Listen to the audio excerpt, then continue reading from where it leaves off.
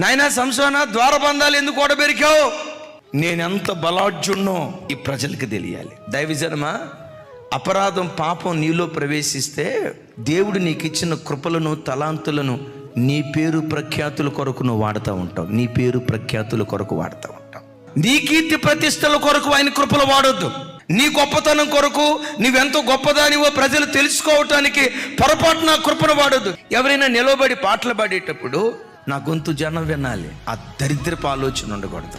నేను పాట పాడితే జనం అహో ఓహో అనాలి, అలాంటి దయ్యపు ఆలోచన ఉండకూడదు. నేను తబలా కొట్టేటప్పుడు జనం ఆహా ఓహో అనాలి.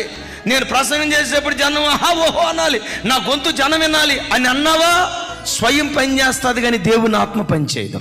ఏ పని చేసినా, నువ్వు కానుకిచ్చినా, ప్రార్థన చేసినా, మందిర పరిచర్య చేసినా, దేవా నాకు మీరు ఇచ్చిన కృపలు నీ మహిమ కొరకే నేను వాడతానయ్యా.